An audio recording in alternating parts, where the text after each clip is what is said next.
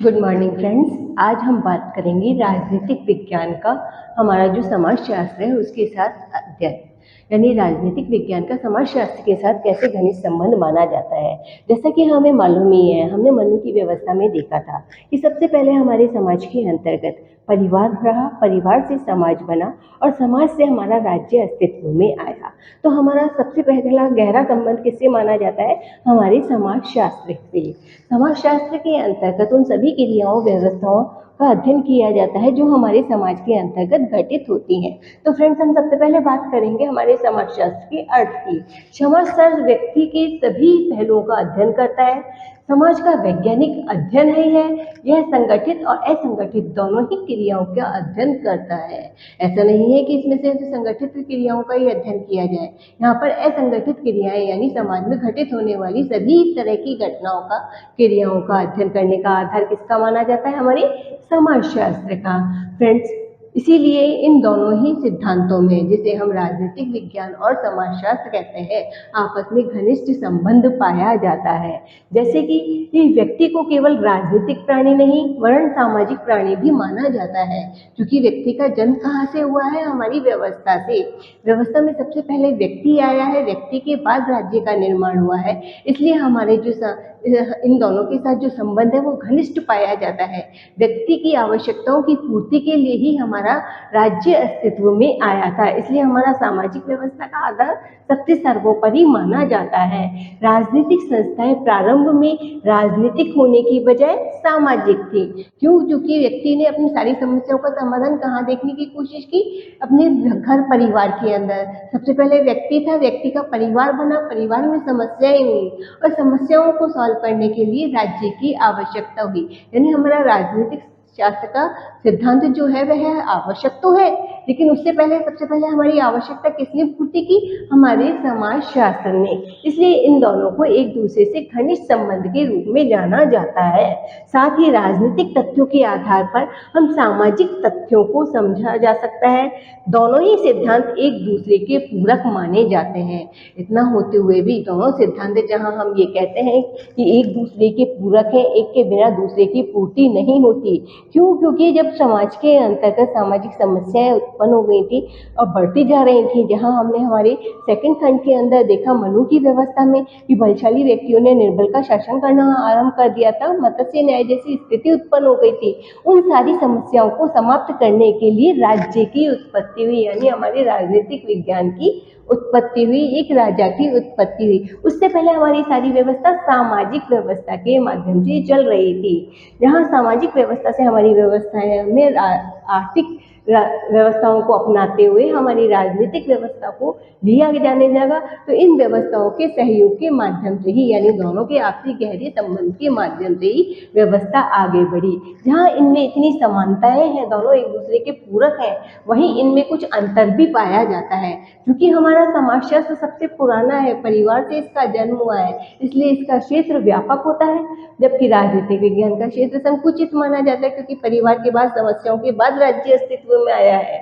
दूसरा, इनके अध्ययन में अंतर पाया जाता है। जहाँ हमारा समाजशास्त्र है संगठित और असंगठित दोनों ही क्रियाओं का अध्ययन करता है, वहीं हमारा राजनीतिक विज्ञान सिर्फ संगठित क्रियाओं के अध्ययन पर जोर देता है।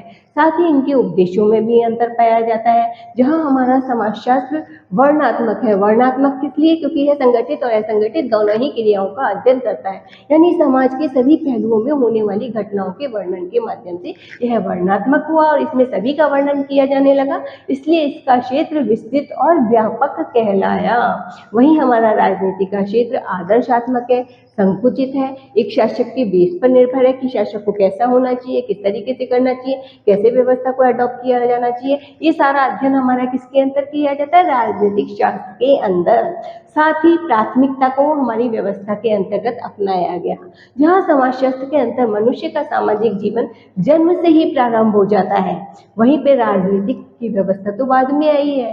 सबसे पहले जब व्यक्ति का जन्म होता है, जन्म के बाद वह अपनी आगे की अवस्था को प्राप्त करता है, परिवार बनाता है, परिवार से समाज बनता है और समाज से हमारे राज्य का निर्माण हुआ, जो हमारे सेकंड खंड में हमने शुरुआत में आपको बताया था। तो फ्रेंड्स, हमने इसीलिए शुरुआत जो अपनी व्यवस्था की थी वो आपके सेकंड खंड से ही की थी, जिससे कि हम इन व्यवस्थाओं को तो पहले जाने, उसके बाद ही तो हम आगे के इनके संबंधों को जान सकेंगे। इनके संबंध किस तरीके से आपस में एक दूसरे से मिलते हैं। तो फ्रेंड्स, इस तरीके से इन सारी व्यवस्थाओं के माध्यम से समाजशास्त्र को राजनीति से पहले प्राथमिकता दी जाने लगी।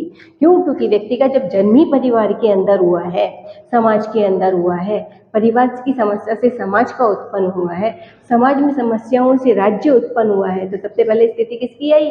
हमारे समाजशास्त्र की। तो इस तरीके से इन दोनों ही सिद्धांतों में, जहां हम समाजशास्त्र और राजनीतिक शास्त्र के संबंध की बात करते हैं, हमारा समाजशास्त्र सबसे पहले आया है और उसके बाद हमारा राजनीतिक विज्ञान आया है।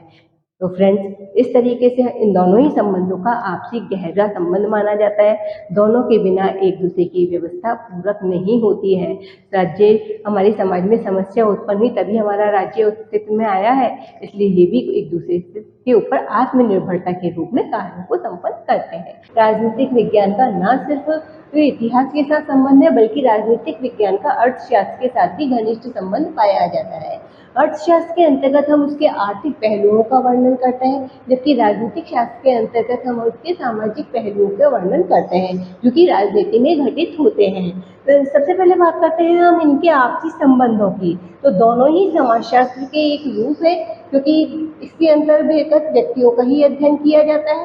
राजनीति में भी हम व्यक्तियों का अध्ययन करते हैं, तो हमारे अर्थशास्त्र के अंतर्गत भी जो व्यक्तियों के द्वारा उत्पादित की गई वस्तुएं हैं उनका वर्णन हम करते हैं। तो दोनों ही शास्त्र एक दूसरे पर निर्भर है और दोनों ही शास्त्र हमारा एक का आपसी गहरा संबंध पाया जाता है। मार्क्स ने अर्थशास्त्र की आर्थिक क्रियाओं को मानवीय की अन्य क्रियाओं को निर्धारित करने का एक साधन मात्र माना है। यानी हमारा जो राजनीतिक विज्ञान है वो हमारा महत्वपूर्ण विषय है, महत्वपूर्ण आधार प्रदान करता है। वही हमारे अर्थशास्त्र इसके साथ निर्भर होने के कारण अपनी व्यवस्थाओं को उत्पन्न करता है। यह हमारी जो मार्क्स ने बताया, मार्क्स के अनुसार हमारी आर्थिक से जो क्रियाएं हैं उसके असंतोष के कारण क्रांति का जन्म होता है। हम जब फ्रेंड्स मार्क्स की बात करते हैं तो मार्क्स के हमारे 4 सिद्धांत प्रमुख माने जाते हैं। सबसे पहला द्वंद्वात्मक भौतिकवाद, दूसरा अतिरिक्त मूल्य का सिद्धांत, तीसरा वर्ग संघर्ष का सिद्धांत और चौथा हमारा जो सिद्धांत है वह कहलाता है आपकी द्वंद्वात्मक। सबसे पहली बात तो हम करते हैं फर्स्ट सिद्धांत की, जिसे हम कहते हैं द्वंद्वात्मक सिद्धांत। सेकंड जो सिद्धांत है वह कहलाता है हमारा वर्ग संघर्ष।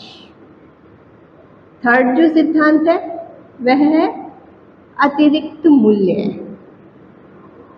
और फोर्थ जो है हमारा, क्योंकि अर्थशास्त्र के अंतर्गत इन चारों ही सिद्धांतों के माध्यम से हमारी होने वाली इस जो असंतोष की क्रांति है उसका जन्म होता है। चौथा हमारा है इतिहास की भौतिकवादी व्याख्या। तो फ्रेंड्स, इस तरीके से जहां हमारा राजनीतिक विज्ञान अर्थशास्त्र के साथ कुछ संबंधिताओं को प्राप्त करता है, वहीं पे ही हमारे इस व्यवस्था के अंतर्गत आर्थिक असंतोष की प्राप्ति होती है, जिसका मूल आधार हमारे मार्क्स ने दिया है। मार्क्स की जो चारों सिद्धांत हैं, जिसे हम द्वंद्वात्मक सिद्धांत, वर्ग संघर्ष का सिद्धांत, अतिरिक्त मूल्य का सिद्धांत और इतिहास की भौतिकवादी व्याख्या के नाम से जानते हैं, इनका विवेचन हम हमारे नेक्स्ट वीडियो के अंतर्गत करेंगे। अभी हम बात कर रहे हैं राजनीतिक विज्ञान का अर्थशास्त्र के साथ जो संबंध है, साथ ही इनमें कुछ अंतर भी पाया जाता है। सारे विज्ञान एक दूसरे के साथ कनेक्टेड है, कनेक्टेड होते हुए भी इनमें कुछ ना कुछ अंतर है, इसीलिए ये अलग विज्ञान के रूप में जाने जाते हैं। जैसे क्षेत्र के आधार पर अगर हम देखते हैं तो राजनीतिक विज्ञान का क्षेत्र व्यापक है, जबकि हमारे अर्थशास्त्र का क्षेत्र संकुचित है। उसमें कुछ ही राजनीति के अंतर्गत तो संपूर्णता का अध्ययन किया जाता है, जबकि हमारे अर्थशास्त्र के अंतर्गत जो कुछ संकुचित पार्ट है हमारी व्यवस्था का, जिसमें आयात निर्यात खाद्यान्न व्यवस्था की उसकी बात की जाती है, उनका अध्ययन किया जाता है। साथ ही राजनीतिक शास्त्र आदर्शात्मक है और अर्थशास्त्र हमारा वर्णनात्मक है। आदर्शात्मक जहाँ व्यवस्था होती है वहाँ पर हमारी पूर्णता की बात आ जाती है, जहाँ हमारे आदर्शों को प्रदर्शित करता है। साथ ही हमारे आदर्शों को प्राप्त करने का जो साधन है उसका वास्तविक जो पहलू है वो किसके अंतर्गत अध्ययन किया जाता है, हमारे राजनीतिक विज्ञान के अंदर इसमें सबसे बड़ी कमी हमारी यही आ जाती है इस व्यवस्था के साथ कि आर्थिक जो सिद्धांत है हमारा, कहने को तो सारे सिद्धांत एक दूसरे के साथ संबंधित है, लेकिन जहाँ आर्थिक व्यवस्था की बात आती है वह एक संबंधित होते हुए भी अपने क्षेत्र को एक संकुचितता को प्रदान करते हुए शॉर्ट रूप में हमारी व्यवस्था को इंगित। हाँ, तो बेटा अपन बात कर रहे थे राजनीतिक विज्ञान के मूल आधार, जिसमें हम राजनीतिक विज्ञान का इतिहास के साथ संबंध की बात कर रहे थे। राजनीतिक विज्ञान का इतिहास के साथ घनिष्ठ संबंध पाया जाता है।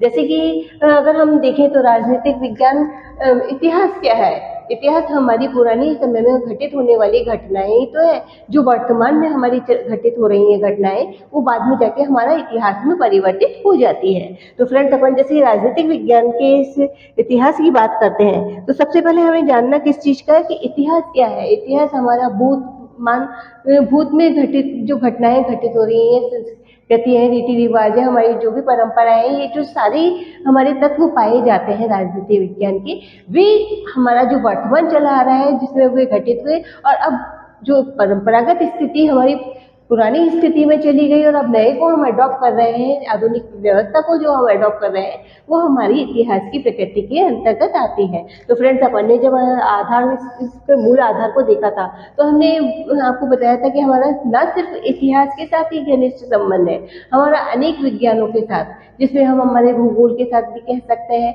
हमारे मनोविज्ञान के साथ भी कह सकते हैं, साथ ही हमारी जो है ये हमारा अर्थशास्त्र, उसके साथ भी हमारा घनिष्ठ संबंध पाया जाता है। साथ ही समाजशास्त्र, क्योंकि हमारी व्यवस्था की शुरुआत तो हमारे समाज से ही हुई है। हमने हमारी मनु की व्यवस्था को देखा, जिसके अंतर्गत हमने क्या पाया था कि मनु ने अपनी इस व्यवस्था के अंतर्गत सबसे पहले परिवार के निर्माण की बात कही थी। सबसे पहले परिवार हुआ, परिवार के बाद समाज बना, और समाज में समस्याएं आने के बाद राजनीति आई है। यानी हमारा राजनीति का जो संबंध है वो सबसे हमारा पहले किसके साथ जुड़ा? हमारा समाजशास्त्र के साथ। इसीलिए फ्रेंड्स, हमारे इस व्यवस्था के अंतर्गत हमारा समाजशास्त्र के साथ भी घनिष्ठ संबंध पाया जाता है, जहां हमारी समाज में होने वाली सारी गतिविधियां और क्रियाएं वो किसके माध्यम से की जाती हैं? एक समाज के माध्यम से।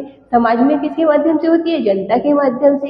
तो यानी नियम कानून व्यवस्था जो सारी बनती है राजनीति के अंतर्गत, वो किसके लिए बनती है? हमारी जनता के लिए। इसीलिए हमारा जो ये संबंध है ये हमारा अनेक शास्त्रों के साथ पाया जाता है। और हमारा फ्रेंड्स, ये एक इम्पॉर्टेंट क्वेश्चन भी बनता है कि राजनीतिक विज्ञान का जो हमारा संबंध है वो किन किन शास्त्रों के साथ पाया जाता है। यह हमारे शॉर्ट में भी आ सकता है, 10-10 नंबर की 2 सिद्धांतों को पूछकर भी क्वेश्चंस को लिया जा सकता है, और अलग अलग इंडिविजुअल भी पूछा जा सकता है।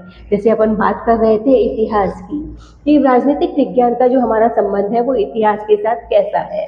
अब जब हम हमारे इतिहास की बात करते हैं तो चूंकि जो इतिहास में हमारी भूत में घटित होने वाली संस्कृति है, भविष्य में आने वाली व्यवस्थाओं, इनका ही अध्ययन किया जाता है। साथ ही हमारी व्यवस्था के अंतर्गत हमने अध्ययन की बात की थी कि इसकी निर्भरता किस पर है। इतिहास की निर्भरता राजनीतिक विज्ञान जो हमारा विषय है वह हमारे जो तथ्य होते हैं उनके माध्यम से अपनी इस व्यवस्था को इंगित करता है।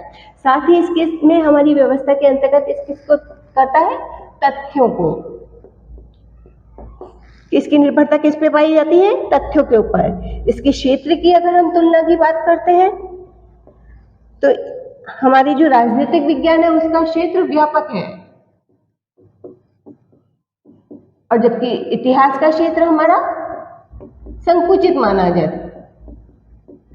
वो क्यों माना जाता है फ्रेंड्स?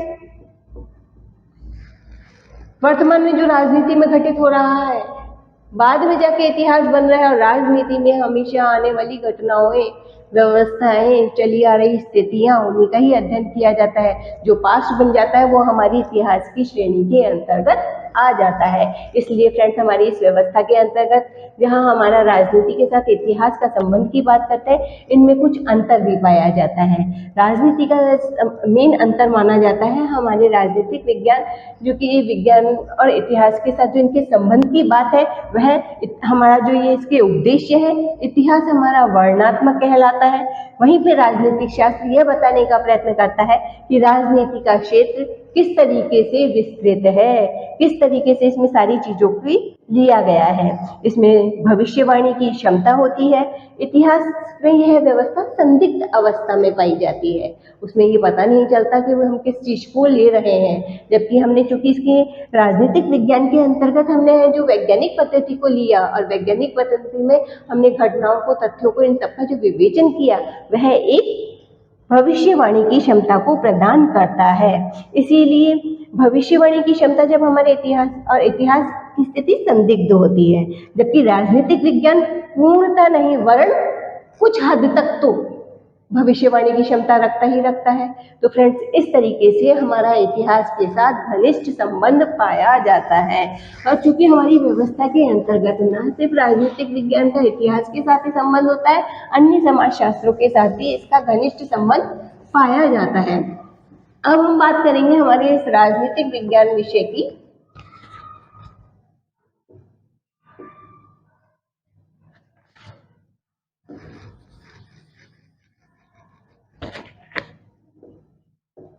राजनीतिक जो हमारा मूल आधार है, इसमें हम संबंधों में